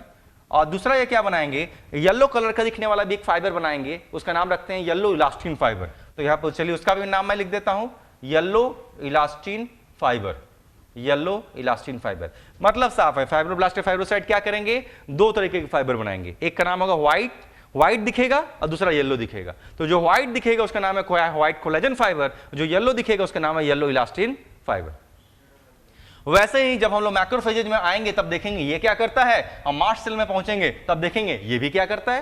लेकिन शुरुआत तुम लोग यहीं से करना होगा। तो चलिए इस जगह का मैं प्रयोग करता हूं इमेज बनाने के लिए। सबसे पहला सेल ले लेते हैं, नाम है फाइब्रोब्लास्ट या फाइब्रोसाइट। ओवल शेप्ड सेल है, काफी बड़े साइज की। ये सेल कैसे दिखते हैं? काफी बड़े साइज की ओवल शेप्ड सेल है। तो चलिए मैं बनाता हूं। है ना। मान लिया ये काफी बड़े साइज का एक सेल है, ओवल शेप्ड सेल है, और इसी सेल का नाम क्या रखने वाले हैं, फाइब्रोब्लास्ट या फाइब्रोसाइट्स। मैं एक और बना लेता हूं, ये क्या है, ओवल शेप्ड है, काफी बड़े साइज का सेल है, नाम है इसका फाइब्रोब्लास्ट या फाइब्रोसाइट। मैं क्या करता हूं, एक और सेल मैंने बना के यहां पर रख लिया, जगह की कमी है इसलिए शायद मैं थोड़ा सा छोटा बना रहा हूं, है ना। इसको क्या बनाना है, इसको फाइबर बनाने की आदत है। चलिए देखते हैं, इस सेल से हम शुरुआत करते हैं। फाइबर एक ही है, सेल एक ही है, फाइब्रोब्लास्ट या फाइब्रोसाइट क्या है, एक ही तरीके का सेल है, लेकिन इस सेल को दो तरीके के फाइबर बनाने की आदत है। या तो ये व्हाइट कोलेजन फाइबर बनाएगा, या तो ये येलो इलास्टिन फाइबर बनाएगा। सेल एक ही है, लेकिन कोई सेल व्हाइट कोलेजन फाइबर बनाएगा और कोई दूसरा सेल येलो इलास्टिन फाइबर बनाएगा, ठीक है। तो चलिए इस सेल में हम लोग देख लेते हैं कोलेजन फाइबर बन रहा होगा तो कैसे बन रहा होगा, और इस सेल में हम लोग देख लेंगे इलास्टिन फाइबर बन रहा होगा तो कैसे बन रहा होगा। शुरुआत करते हैं हम लोग, देखते हैं ध्यान से। एक लंबा सा हमने क्या किया, एक थ्रेड जैसा स्ट्रक्चर, धागा होता है ना, आप एक धागा को इमेजिन कर सकते हैं। शायद कुछ क्वेश्चन है मेरे पास, Jyoti Kumari sir loose fibrous connective tissue में ओनली ये 3 टाइप्स ऑफ सेल्स होते हैं क्या? नहीं, और भी टाइप्स के ऑफ सेल्स होते हैं लूज फाइब्रस कनेक्टिव टिश्यू में। इसके अलावा कार्टिल सेल जिसको आप प्लाज्मा सेल्स कहते हैं वो भी होते हैं, कई वैरायटी के लिम्फोसाइट्स भी यहाँ पर पाए जाते हैं, है ना, कई तरीके के स्टोरेज सेल्स भी यहाँ पर पाए जाते हैं, और भी वैरायटी ऑफ सेल्स होते हैं, लेकिन वो आपके सिलेबस में है नहीं, और उसको बेवजह बढ़ाना, क्योंकि मेडिकल साइंस है वो, तो आपके सिलेबस में जितना पूछा जाएगा ना, मेरी कोशिश यही है कि मैं सिर्फ उन्हीं बातों को कवर करूं, या उससे थोड़ा सा एक्स्ट्रा मैं कवर करूं। बहुत ज्यादा एक्स्ट्रा फैलना बहुत लेंदी हो जाएगा। तो ऐसा नहीं कि इसमें सेल नहीं है, शरीर है ना, पूरे शरीर में बहुत सारे सेल्स आपस में कोऑर्डिनेट करते हैं, लेकिन मुख्यतः इसमें यही 3 सेल है। तो चलिए मैंने शायद आपका जवाब दिया यहाँ पर। फिर से आते हैं, आप एक धागे को इमेजिन कर सकते हैं, एक लंबा सा थ्रेड, एक लंबा सा थ्रेड जो इस तरीके से एक लंबा सा एक थ्रेड है, मान लिया एक धागा है। कैसा दे, एक थ्रेड को अगर आपको डिस्क्राइब करना होगा तो कैसे कहेंगे, यही नहीं कह सकते लॉन्ग थिन है। एक थ्रेड को आपको डिस्क्राइब करना है, एक धागे को डिस्क्राइब करना है, तो कैसे कहेंगे, यही कह सकते हैं थिन है, लॉन्ग है, लंबा है, स्ट्रेट है कि वेवी है। धागा है ना तो स्ट्रेट थोड़ी होगा, वो तो लचीला तो झूल जाएगा, तो वेव के समान होगा, दैट मींस वो झूल जाएगा, है ना। थिन है, लॉन्ग है, वेवी है। लेकिन इमेजिन कीजिए कि कई सारे धागे, इमेजिन कीजिए कि कई सारे धागे जो है ना आपस में गुच्छा बनाकर रहें, तो क्या कहेंगे, फाउंड इन बंडल्स कहेंगे। तो ऐसे एक धागे को आप इमेजिन कर सकते हैं, मैंने एक धागा जैसे स्ट्रक्चर बनाया, तो इसको डिस्क्राइब करेंगे तो क्या कहेंगे, थिन है, लॉन्ग है, वेवी है, स्ट्रेट तो नहीं है, वेवी है। और धीरे धीरे इस धागे, इसी धागे का नाम रखने वाले हैं, मान लेते हैं कोलेजन फाइबर। इस फाइबर, धागा क्या है, फाइबर है, इसका नाम क्या रखने वाला है, कोलेजन फाइबर। और धीरे धीरे धागा क्या कर रहा है ना, अपनी लंबाई बढ़ाने लगा। धीरे धीरे धागा क्या कर रहा है, अपनी लंबाई बढ़ा रहा है। लंबाई बढ़ाने की वजह से एक समय क्या होगा, सेल की मेम्ब्रेन टूट जाएगी और धागा क्या होगा, अंदर से बाहर निकल जाएगा। ये देखिए लंबा से निकल गया। लेकिन अब आप क्या करिए, धागे के एक बंडल को आप इमेजिन कीजिए, इमेजिन कीजिए कि धागा का एक बंडल है, यानी कई सारे धागे क्या है, एक गुच्छे में है। तो चलिए शुरुआत करते हैं। तो ये जो कोलेजन फाइबर कैसा दिख रहा है, थिन है, लॉन्ग है, वेवी है, बंडल्स में है, मतलब कई सारे कोलेजन फाइबर्स हैं जो एक दूसरे के अगल बगल हैं, एक गुच्छे में बनाकर रखे हुए हैं। कई सारे कोलेजन फाइबर हैं जो एक दूसरे के साथ गुच्छे बना कर रखे हैं। लेकिन अगर सारे कोलेजन फाइबर्स को अगर एक जगह गुच्छे में रखना है तो वैसे बाहर से कुछ लपेट कर तो रखेंगे। इमेजिन कीजिए मेरे पास ढेर सारे धागे हों, ढेर सारे फाइबर हों, और हम लोग कोशिश कर रहे हैं कि उसको एक ही जगह रखें, तो बाहर से कुछ लपेट कर तो रखेंगे, नहीं तो बिखर जाएगा। तो बाहर से लपेट के रखेंगे तो लपेटने वाला चीज का कुछ तो नाम देंगे। तो कहा जाता है इन कोलेजन फाइबर्स के जो गुच्छे हैं, कोलेजन फाइबर के जो बंडल्स हैं, इसको लपेट के रखने के लिए क्या है, इसको लपेट कर रखने के लिए एक मेम्ब्रेन है। इसको लपेट कर रखने के लिए क्या है, एक मेम्ब्रेन है। उस मेम्ब्रेन को कहते हैं लोग फासा, है ना। तो मैं यहाँ पर साइड में लेवलिंग करके रखता हूं। इसको घेर कर रखने के लिए क्या है, मेम्ब्रेन है, और मेम्ब्रेन का नाम क्या रखते हैं, फासा। लिखते हैं फेसिया लेकिन पढ़ते हैं उसे फासा। कोलेजन नाम के प्रोटीन से, ये जो फाइबर्स है ना कोलेजन नाम के प्रोटीन से बने हैं, इसलिए नाम क्या है, कोलेजन फाइबर। व्हाइट कलर का दिखते हैं इसलिए इसको व्हाइट फाइबर भी कहते हैं। और ये क्या प्रोवाइड करते हैं, तो स्ट्रेंथ, मजबूती तो देते हैं, लेकिन इसके पास इलास्टिसिटी नहीं होती। सिर्फ मजबूती देने के लिए, यानी कि आप इसको खींचने की कोशिश करेंगे तो बिल्कुल इलास्टिक नहीं है, लेकिन मजबूती जबरदस्त है इसमें, स्ट्रेंथ जरूर है, इलास्टिसिटी नहीं। तो चलिए फिलहाल जितने भी लाइंस में प्रयोग कर रहा था ये किसके लिए था, ये कोलेजन फाइबर को मैं डिस्कस कर रहा था, डिस्क्राइब कर रहा था। तो कोलेजन फाइबर को फाइनली मैं डिस्क्राइब कर रहा हूं। तो क्या क्या लाइन, अब एक साथ सारे लाइंस को मैं जोड़ रहा हूं। इस बार मैं रिपीट नहीं करूंगा। थिन, हर एक कोलेजन फाइबर के बारे में, या एक साथ जो कोलेजन फाइबर उसको डिस्क्राइब कर रहा हूं। They look thin, long, wavy, unbranched, उसमें ब्रांचिंग नहीं है, unbranch, found in bundles, bundle है तो बाहर की मेम्ब्रेन का नाम है फासा, व्हाइट कलर का दिखते हैं इसलिए व्हाइट फाइबर, कोलेजन प्रोटीन से बने हैं इसलिए कोलेजन फाइबर, और क्या प्रोवाइड करते हैं, स्ट्रेंथ प्रोवाइड करते हैं, इलास्टिसिटी नहीं। That's all. तो अभी तक हम लोग क्या डिस्कस कर रहे थे, अभी मैंने आपको जस्ट डिस्कस किया व्हाइट कोलेजन फाइबर। और ठीक उल्टा अगर आप शब्दों का प्रयोग करें तो क्या बन जाएगा, ठीक उल्टे शब्दों का प्रयोग करें तो येलो इलास्टिन फाइबर बन जाएगा। चलिए मान लेते हैं दूसरा फाइब्रोब्लास्ट है, इसको कौन सा फाइबर बनाना है, इसको येलो कलर का दिखने वाला इलास्टिन फाइबर बनाना है। चलिए देखते हैं कैसा दिखेगा। इलास्टिन फाइबर कैसे होते हैं, चलिए ब्लू कलर से मैं बनाता हूं। स्मॉल हैं, थिक हैं, स्ट्रेट हैं। ये कैसा था, ये था लॉन्ग था, थिन था, वेवी था। लेकिन ये कैसे दिखेंगे, स्मॉल हैं, थिक हैं, स्ट्रेट हैं। छोटा ही सा है लेकिन एकदम मोटा सा है और बिल्कुल सीधा स्ट्रेट है। स्मॉल है, थिक है, स्ट्रेट है। ठीक उल्टा इसको कहते थे लॉन्ग है, थिन है, वेवी है। ठीक उल्टा शब्द स्मॉल है, थिक है, स्ट्रेट है। ये क्या थे, अनब्रांच थे ना, तो ये क्या है, ब्रांच होंगे। चलिए इससे मैं दूसरे को निकालता हूं, देखिए ब्रांच, इससे तीसरे को निकालता हूं ब्रांच। ये देखिए ब्रांचिंग आपको दिखने लगी, ये ब्रांच्ड है, ये थे अनब्रांच, ये क्या है, ये है ब्रांच्ड, ये है ब्रांच्ड, ये देखिए ब्रांच्ड मैंने निकाला। ये क्या थे, बंडल्स में पाए जाते थे ना, लेकिन ये सब अलग अलग है। ब्रांच है लेकिन सभी अलग अलग हैं। ये इलास्टिन फाइबर अलग है, ये इलास्टिन फाइबर अलग है, ये इलास्टिन फाइबर अलग है। ब्रांच है लेकिन क्या है, अलग अलग है, सेपरेट है। ये क्या थे बंडल में, ये क्या है सेपरेट। ये बंडल में थे तो क्या था, इसके पास फासा था, ये बंडल में नहीं है, अलग अलग हैं, सिंगल हैं, इसलिए इसमें किसी फासा की जरूरत नहीं है। ये व्हाइट कलर के दिखते थे इसलिए इसको व्हाइट फाइबर भी कहते थे, येलो कलर के दिखेंगे इसलिए इसको येलो फाइबर भी कहेंगे। ये कोलेजन नाम के प्रोटीन से बने थे इसलिए इसको कोलेजन फाइबर कह रहे थे। ये इलास्टिन नाम के प्रोटीन से बने हैं इसलिए इसका नाम इलास्टिन फाइबर। ये क्या प्रोवाइड करते हैं, स्ट्रेंथ देते हैं, इलास्टिसिटी नहीं। ठीक उल्टा ये इलास्टिसिटी देंगे, लचीले बहुत हैं, इलास्टिसिटी देंगे, स्ट्रेंथ नहीं। तो देखिए जस्ट अपोजिट वर्ड का मैंने इस्तेमाल किया तो फिलहाल कौन सा फाइबर बन गया, येलो इलास्टिन फाइबर बन गया।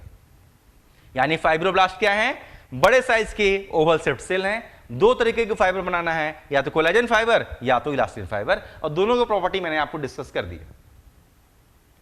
दूसरे सेल के ऊपर आते हैं। दूसरे सेल का नाम क्या है, मैक्रोफेजेस। ये अमीबॉइड शेप के होते हैं। कैसे होंगे, अमीबॉइड, अमीबा कैसे दिखता है वैसा है ना। तो ये क्या है, इसी बीच में क्या है, कुछ अमीबॉइड सेल्स हैं, इरेगुलर सेल्स हैं। ऐसे अमीबॉइड इरेगुलर सेल्स का नाम क्या रख दिया हमने, मैक्रोफेजेस या हिस्टायोसाइट्स रख दिया।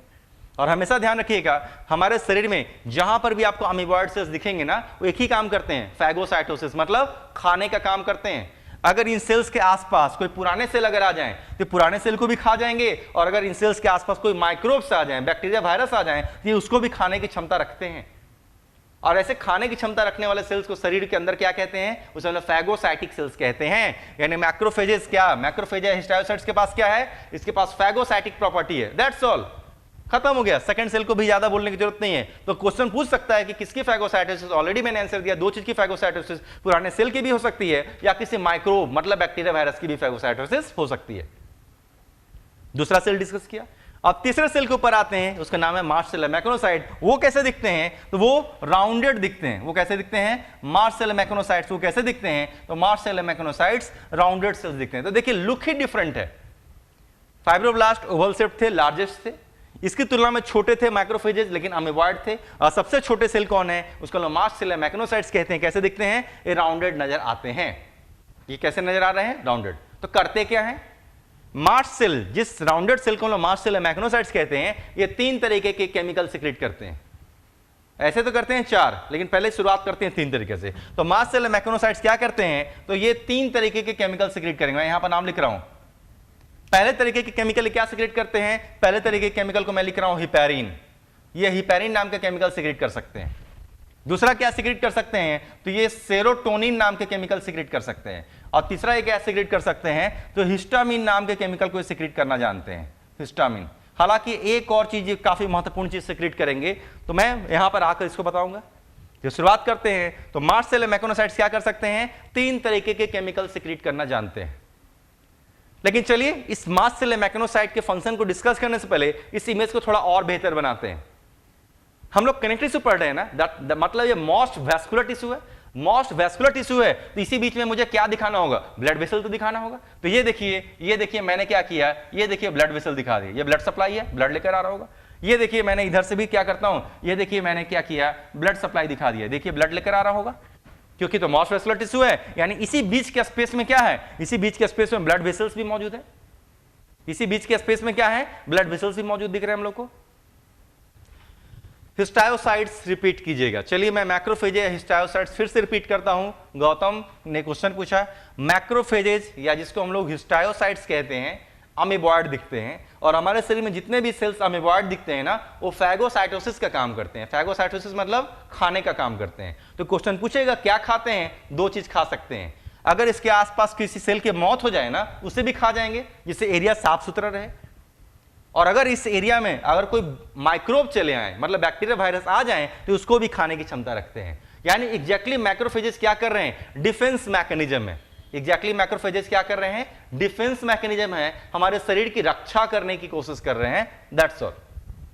लेकिन वापस हम लोग आते हैं, तो तीसरे सेल का नाम क्या था, मास्ट सेल, पहले ही बता दिया। 3 तरह के केमिकल सीक्रेट कर रहे हैं, हिपैरिन, सेरोटोनिन और हिस्टामिन। और पहले भी हम लोग जानते हैं क्या पढ़ रहे हैं हम लोग, कनेक्टिव टिश्यू। कनेक्टिव टिश्यू पढ़ रहे हैं तो सेल के बीच में स्पेस बहुत होगा। सेल के बीच में स्पेस देखिए कितना भरपूर स्पेस आपको दिख रहा है, सेल के बीच में जबरदस्त स्पेस है। और स्पेस है, ये भी मैं आपको प्रॉपर्टी में पढ़ा चुका था, स्पेस होगा। और एक चीज और मैंने प्रॉपर्टी में बताया था, ये हाईली वेस्कुलर होंगे। ये देखिए मैंने कुछ ब्लड वेसल्स बना दिए, हाईली वेस्कुलर दिखा रहा है, क्लियर हो गए, हाईली वेस्कुलर दिखा रहा है। लेकिन एक इंपॉर्टेंट नाम, चलिए मैं सबसे पहले वही बता देता हूं। कनेक्टिव टिश्यू में सेल के बीच में स्पेस दिख रहा है ना, सबसे ज्यादा स्पेस दिख रहा है ना, तो स्पेस को भरेंगे। स्पेस को भरने के लिए किसका इस्तेमाल करते हैं, तो स्पेस को भरने के लिए मैट्रिक्स का इस्तेमाल करते हैं ना। यानी सेल के बीच के स्पेस में जो भी जगह आपको दिख रहा है, सेल के बीच में जो भी आपको यहां पर खाली जगह दिख रहा है, उसको क्या करेंगे, भरेंगे।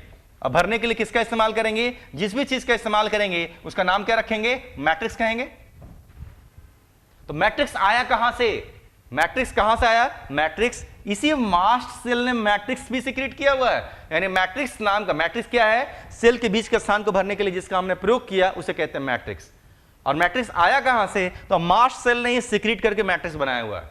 यानी कि जो चौथा इंपॉर्टेंट फंक्शन मास्ट सेल में मुझे लिखना है वो क्या है, सीक्रेट्स मैट्रिक्स।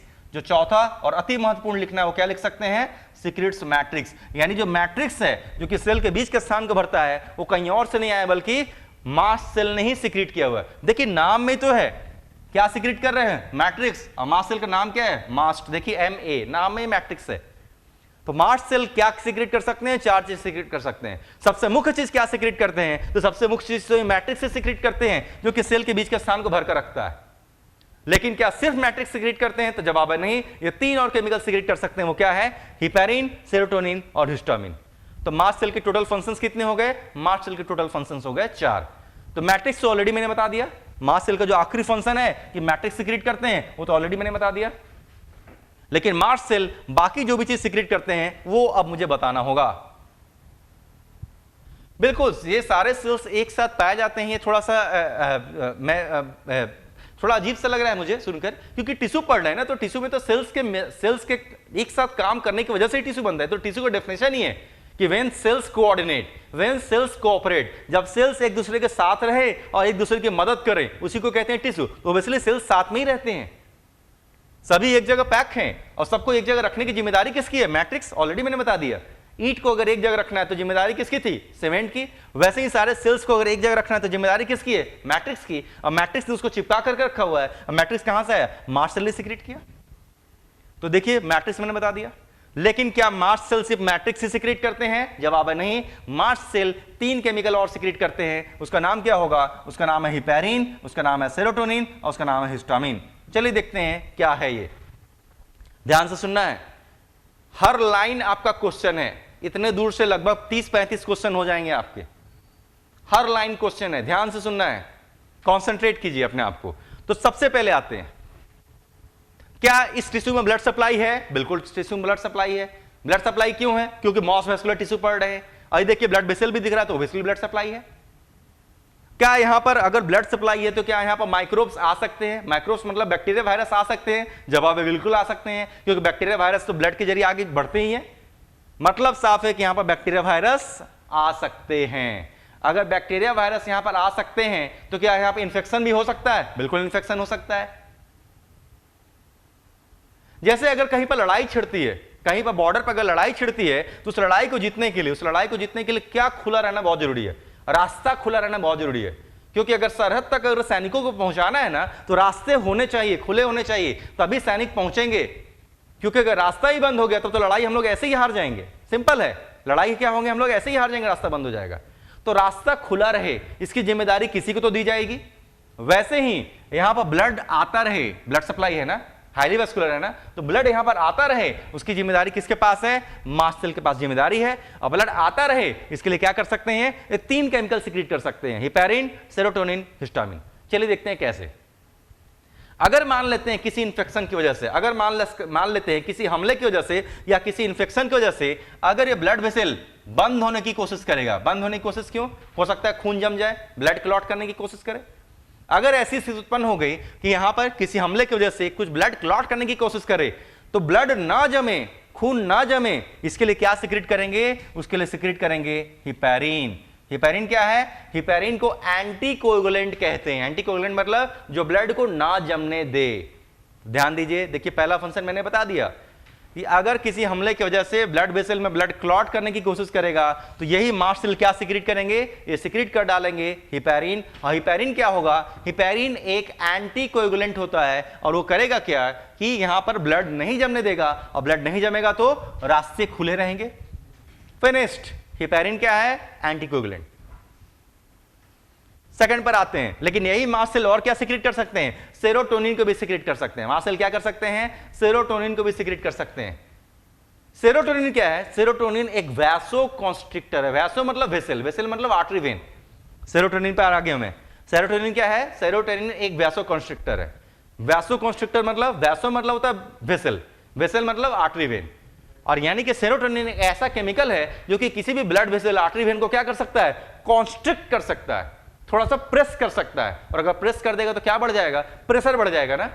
यानी कि अगर इस जगह पर काफी तेजी से ब्लड लाने की जरूरत है, काफी तेजी से ब्लड को खींचने की जरूरत है, पहुंचाने की जरूरत है, तो यही मास्ट सेल क्या सीक्रेट कर सकते हैं? ये सीक्रेट करेंगे सेरोटोनिन, जो कि क्या है? एक वैसोकॉन्स्ट्रिक्टर है। और इसने क्या किया होगा? इस वेसल को क्या किया होगा? थोड़ा सा प्रेस किया होगा, और प्रेस करने की वजह से ज्यादा प्रेशर से ब्लड आएगा, ज्यादा तेजी से ब्लड आएगा। फिनिश्ड। और ठीक उल्टा, ठीक उल्टा आखिरी केमिकल का नाम क्या है? हिस्टामिन। सेरोटोनिन क्या था? सेरोटोनिन एक वैसोकॉन्स्ट्रिक्टर है। और ठीक उल्टा हिस्टामिन क्या है? हिस्टामिन एक वैसोडायलेटर है। हिस्टामिन क्या है? एक वैसोडायलेटर। सेरोटोनिन क्या कर रहा था? एक वेसल को कॉन्स्ट्रिक्ट कर सकता है ना। और ठीक उल्टा हिस्टामिन क्या कर सकता है? वेसल को डायलेट कर सकता है। यानी कि अगर जरूरत पड़ेगी तो हिस्टामिन को सीक्रेट करेगा। हिस्टामिन क्या करेगी? वेसल को डायलेट कर देगा, मतलब फैला देगा, और फैलाने की वजह से ज्यादा मात्रा में ब्लड आ जाएंगे। तो देखिए, ये मास्ट सेल अकेला 3 जिम्मेदारी संभालता है। अगर यहां पर खून ना जमे, अगर खून जमने की कोशिश करे तो खून नहीं जमना होगा, और नहीं जमने के लिए क्या सीक्रेट कर देंगे? हिपैरिन, जो कि खून नहीं जमने देगा। वैसे ही अगर ज्यादा तेजी से ब्लड को लाना होगा तो क्या सीक्रेट कर देंगे? सेरोटोनिन, एक वैसोकॉन्स्ट्रिक्टर है, प्रेशर बढ़ा देगा। वैसे ही अगर ज्यादा मात्रा में ब्लड लाना होगा तो क्या सीक्रेट कर देंगे? इस बार सीक्रेट कर देंगे हिस्टामिन, जो कि एक वैसोडायलेटर है, वेसल को फैला देगा, और फैलाने की वजह से ज्यादा मात्रा में ब्लड आ जाएगा। यानी परिस्थितियां डिपेंड करेंगी। ऐसा नहीं कि मास्ट सेल कोई पगला सेल है जो कि एक ही बार में सबको सीक्रेट कर देगा। जैसी जरूरत रहेगी वैसा सीक्रेशन करेगा। अगर ब्लड जमने की कोशिश करेगा तो सीक्रेट करेगा सिर्फ हिपैरिन, जैसे ना जमे। अगर प्रेशर बढ़ाना होगा तो क्या सीक्रेट करेगा? सेरोटोनिन सीक्रेट करेगा, जैसे कि वेसल को कॉन्स्ट्रिक्ट करके प्रेशर बढ़ा सके। और ठीक उल्टा अगर ज्यादा ब्लड लाना होगा तो क्या सीक्रेट करेंगे? हिस्टामिन, एक वैसोडायलेटर है, वेसल को डायलेट करके ज्यादा मात्रा में ब्लड ला सकता है। मतलब जैसी परिस्थिति वैसा काम कौन करेगा? मास्ट सेल करते हुए नजर आएंगे।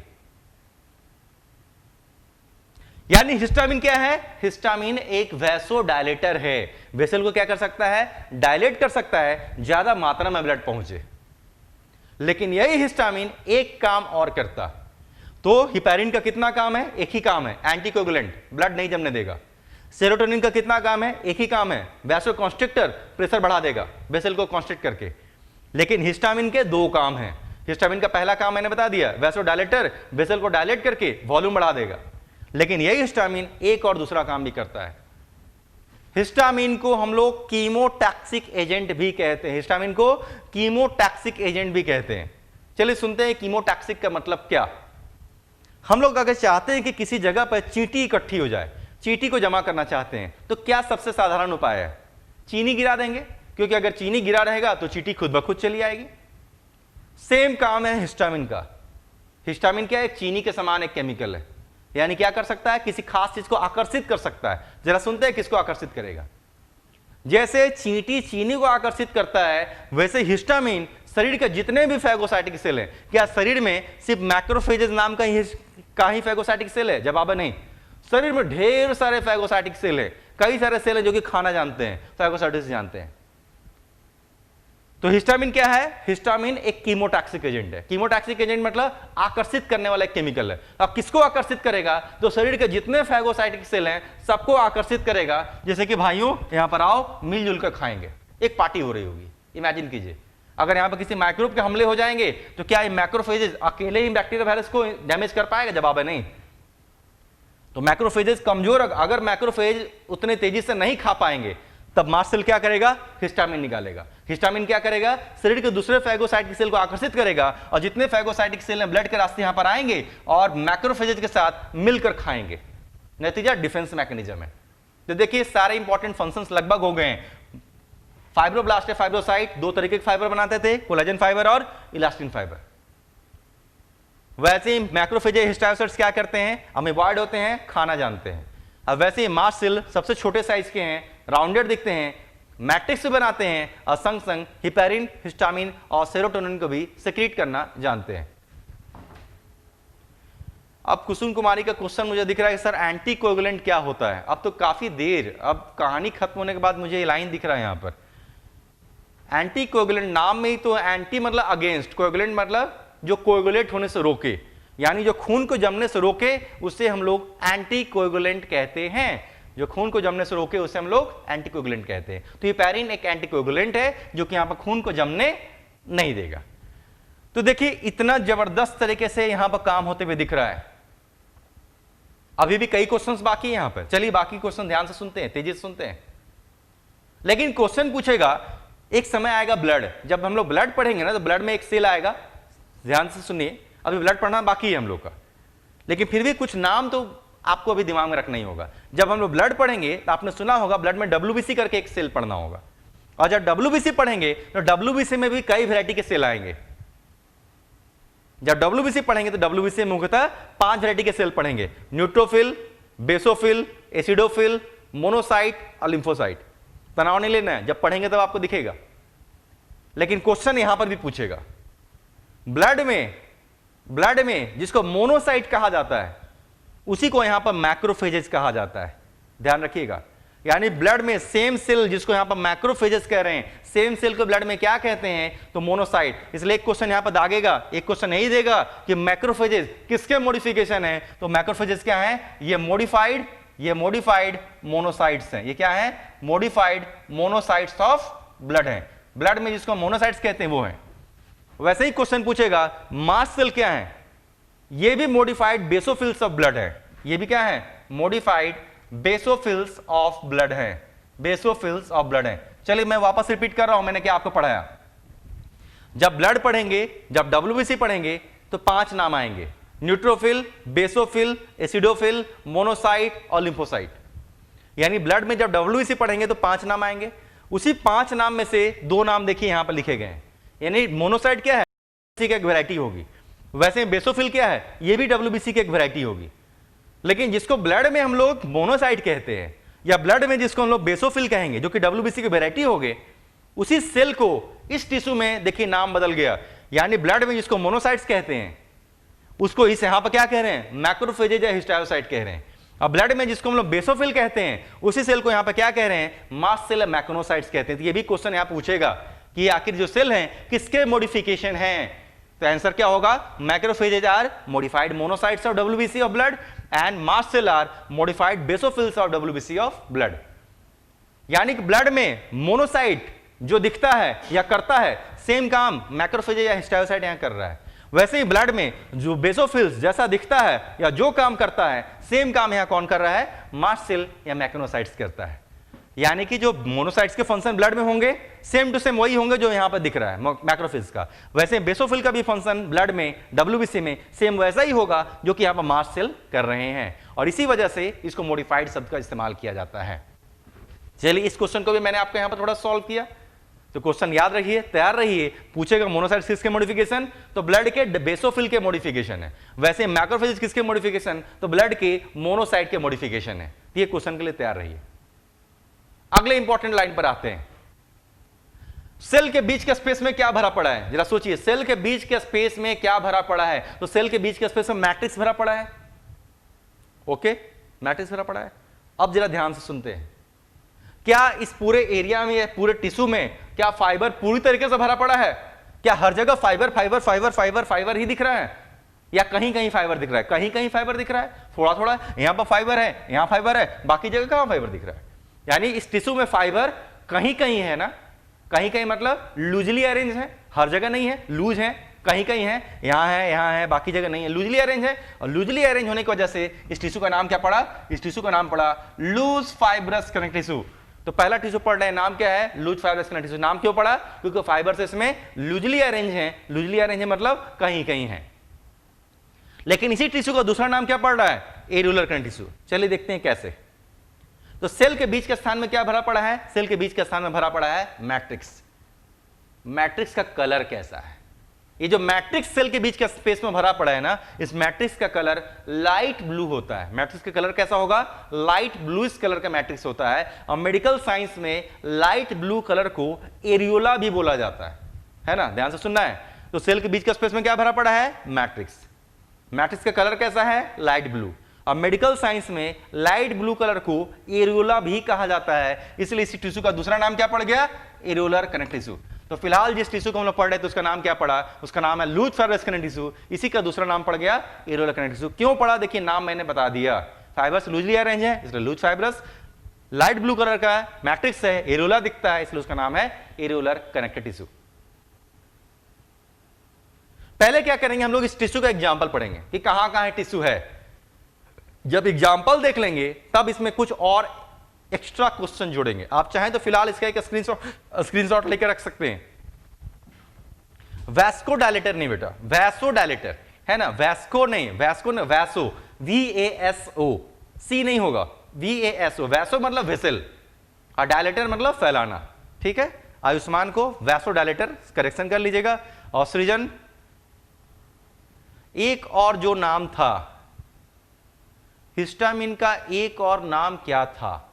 अच्छा, हिस्टामिन का एक और नाम नहीं था, हिस्टामिन का गुण था कीमोटैक्सिक एजेंट, है ना। हिस्टामिन को क्या बुलाते थे? हिस्टामिन को हम लोग कीमोटैक्सिक एजेंट भी बुलाते थे। कीमोटैक्सिक मतलब एक ऐसा केमिकल, टैक्सिक मतलब जो आकर्षित करता हो। तो हिस्टामिन एक कीमोटैक्सिक एजेंट है, मतलब एक केमिकल है जो आकर्षित कर सकता है। किसको आकर्षित कर सकता है? तो दूसरे फैगोसाइटिक सेल को आकर्षित कर सकता है, जिससे कि मिलकर यहां पर पार्टी उड़ाई जा सके। डिफेंस मैकेनिज्म है, दैट्स ऑल। चलिए हम लोग क्या आ गए? अब देखिए लगभग इस टिश्यू को मैंने समाप्त कर लिया।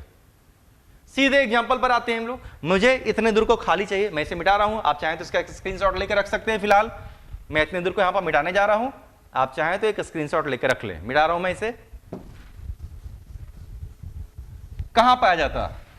सबसे ध्यान दीजिएगा, कनेक्टिव टिश्यू में सबसे पहला टिश्यू है ना, यानी सबसे ज्यादा मात्रा में यही है, ध्यान रखिएगा। जितने भी कनेक्टिव टिश्यू आप पढ़ रहे हैं ना, उसमें सबसे ज्यादा मात्रा में यही loose fibrous connective tissue, areolar connective tissue हर जगह है। ये आखिर है कहां? हर जगह कह रहे हैं, मतलब है कहां? ठीक स्किन के नीचे। आप स्किन को उठाने की कोशिश करें, क्या स्किन हटेगा? स्किन चिपका हुआ है, स्किन क्या है? नीचे चिपका हुआ है। किससे चिपका हुआ है? इसी की मदद से चिपका हुआ है। तो इस टिश्यू का पहला एग्जांपल क्या हो गया? Just below skin. कहां पर मौजूद है? जस्ट बिलो स्किन, स्किन के ठीक नीचे मौजूद है। स्किन को चिपका के इसने रखा हुआ है, अदरवाइज स्किन को लोग आराम से निकाल लेते। दूसरा एग्जांपल, जैसे हमारे शरीर की कवरिंग को क्या कह रहे हैं? स्किन कह रहे हैं ना, वैसे ही हमारे शरीर के अंदर जितने ऑर्गन्स हैं उसके पास भी तो कवरिंग है। सोच के देखिए, जैसे पूरे स्किन, पूरे शरीर की जो कवरिंग है उसको क्या कह रहे हैं? स्किन कह रहे हैं। तो स्किन के नीचे टिश्यू है, वैसे ही हमारे शरीर के अंदर जितने इंटरनल ऑर्गन्स हैं उसकी भी तो कवरिंग है। उसकी कवरिंग को क्या कहते हैं? उसकी कवरिंग को, यानी कोई भी इंटरनल जो ऑर्गन्स हैं लीवर, लंग्स, कोई भी नाम आप ले लीजिए, कोई भी ऑर्गन है उसकी भी तो कवरिंग है, उसकी कवरिंग को हम लोग कहते हैं विसरल एपिथेलियम, उसकी कवरिंग को बुलाते हैं विसरल एपिथेलियम। तो जिस तरीके से स्किन को अलग करना संभव नहीं है, वैसे ही किसी भी ऑर्गन की बाहर की जो कवरिंग है जिसको विसरल एपिथेलियम कह रहे हैं, क्या उसको अलग करना संभव है? जवाब नहीं, वो भी अलग नहीं होगा। क्यों? उसके नीचे भी यही टिश्यू है, यानी और कहां मौजूद है? Just below visceral epithelium of organs, just below visceral epithelium, visceral epithelium of organs. समझ में आया है ना? यानी कि दो जगह पर मौजूद है। पूरे शरीर की कवरिंग को स्किन कहते हैं तो स्किन के नीचे है, वैसे इंटरनल ऑर्गन्स की कवरिंग को हम लोग विसरल एपिथेलियम कहते हैं तो विसरल एपिथेलियम के भी नीचे है। और यही वजह है स्किन को भी अलग करना संभव नहीं है, और ऑर्गन्स की जो कवरिंग है इसको विसरल एपिथेलियम कहते हैं, उसको भी अलग करना संभव नहीं है, इसी की मदद से वो चिपके हुए हैं। तो देखिए यही दो एग्जाम्पल हैं, अति मुख्य एग्जाम्पल में से एक है। तो एग्जाम्पल मैंने समाप्त कर दिया, एग्जाम्पल मैंने समाप्त कर दिया। अब चलिए कुछ एक्स्ट्रा एडिशनल क्वेश्चन पर चलते हैं।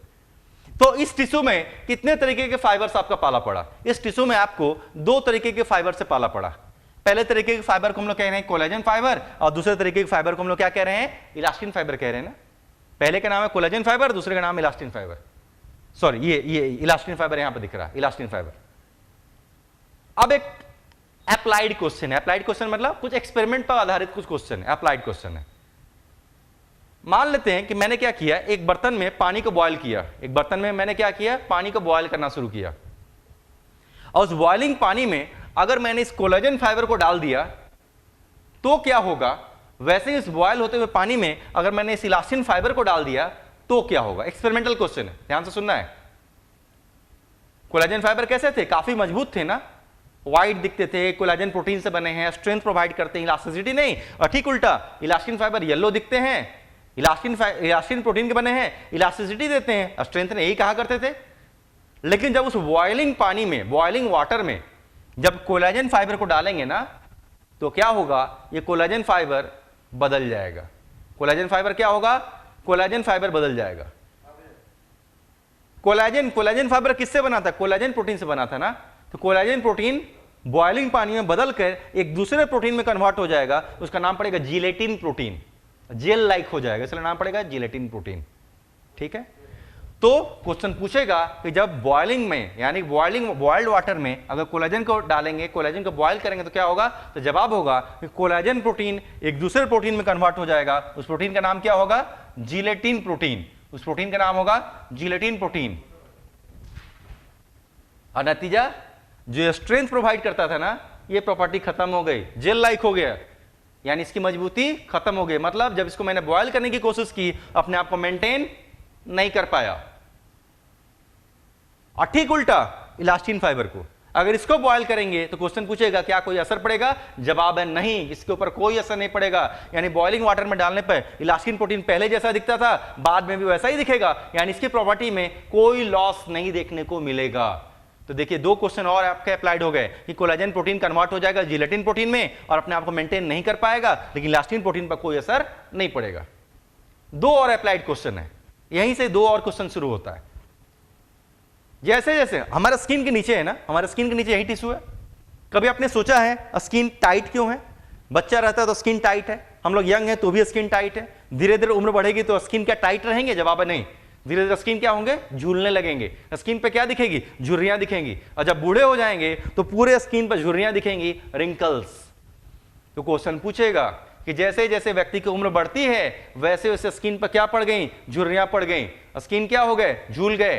क्यों झूल गए? उसके पीछे कौन सा फाइबर जिम्मेदार था? कोलेजन फाइबर की वजह से स्किन झूल गए, इलास्टिन फाइबर की वजह से झूल गए? आंसर होगा कोलेजन की वजह से झूल गए। क्यों? क्योंकि जब उम्र कम होती है ना तो कोलेजन प्रोटीन और कोलेजन फाइबर ऐसे ही रहते हैं जैसे दिखते हैं नॉर्मल, लेकिन जैसे जैसे उम्र बढ़ते चली जाती है कोलेजन प्रोटीन किस में कन्वर्ट होने लगेगा? कन्वर्ट होने लगेगा जिलेटिन प्रोटीन में। किस में कन्वर्ट होने लगेगा? जिलेटिन प्रोटीन में कन्वर्ट होने लगेगा। नतीजा, कोलेजन मजबूती को बरकरार नहीं रख पाएगा, कोलेजन मजबूती को बरकरार नहीं रख पाएगा, स्किन भी टाइट नहीं रह पाएगा और स्किन झूलने लगेंगे। तो स्किन पर पड़ने वाले झुर्रियों के लिए कौन सा फाइबर जिम्मेदार है? तो आंसर होगा कोलेजन जिम्मेदार है। क्यों? क्योंकि हीट की वजह से ये जिलेटिन में कन्वर्ट हो जाता है। और हीट कहां से मिलता है? सनलाइट से। धूप के संपर्क में आएंगे तो डैमेज हो जाता है। वैसे ही क्वेश्चन पूछेगा इलास्टिन से संबंधित भी एक। सपोज कीजिए आपने मिस्र, इजिप्ट, एक देश का नाम आपने सुना होगा। मिस्र क्या है? एक कंट्री, एक देश है। उस इंग्लिश में क्या कहते हैं? इजिप्ट कहते हैं। तो मिस्र, इजिप्ट में क्या पाया जाता है? पिरामिड्स। आपने देखे होंगे टीवी पे। तो मिस्र, इजिप्ट में पाया जाता है पिरामिड्स। पिरामिड्स के अंदर क्या दबा कर रखा गया है? तो कुछ लाशों को दबा कर रखा गया है। उन लाशों को क्या कहते हैं? ममीज कहते हैं। तो क्वेश्चन ये भी पूछेगा कि मिस्र में, इजिप्ट में जो लाशें दबी हुई हैं, जिनको हम लोग ममीज बुलाते हैं, वो आज भी प्रिजर्व्ड क्यों हैं? वो डैमेज क्यों नहीं हो गए? वो सड़ क्यों नहीं गए? आंसर होगा इलास्टिन प्रोटीन की वजह से। क्योंकि उन ममीज के जो कोलाजन प्रोटीन थे, कोलाजन फाइबर थे, वो तो डैमेज हो गए होंगे, लेकिन ममीज के जो इलास्टिन प्रोटीन है, इलास्टिन फाइबर थे, वो डैमेज नहीं हुए, क्योंकि आज भी उनके इलास्टिन फाइबर, इलास्टिन प्रोटीन बचे हुए हैं। इसलिए ममीज भी आज भी प्रिजर्व्ड हैं, वो आज भी बचे हुए हैं। देखिए ये भी एक क्वेश्चन था आपका अप्लाइड। तो ध्यान रखिए, जिस टिश्यू को हम लोग पढ़ रहे थे ये था loose fibre skin tissue, areolar tissue सबसे पहला। इसके बाद जो अब आसान है, अगर आपने इसको समझ लिया तो अगला आसान आने वाला है। इसमें तो दोनों फाइबर थे ना, इसमें कोलेजन फाइबर भी था, इलास्टिन फाइबर भी था। अब इसका अगला जो टिश्यू पढ़ेंगे ना, उसमें सिर्फ कोलेजन फाइबर होगा। तो देखिए नाम रखेंगे व्हाइट कोलेजन टिश्यू। उसका भी अगला जो टिश्यू पढ़ेंगे ना, उसमें सिर्फ इलास्टिन फाइबर होगा, इसलिए उसका नाम रखेंगे येलो इलास्टिन टिश्यू। यानी आने वाले जो टिश्यूज हैं, आप उसको व्हाइट कोलेजन टिश्यू और येलो इलास्टिन टिश्यू आएंगे, जिसमें सिर्फ ये होगा या सिर्फ ये होगा, और यही आगे हम लोग पढ़ते अगले क्लास में नजर आएंगे। तो चलिए आज की क्लास को हम लोग यहीं पर समाप्त करते हैं। Thank you to everyone.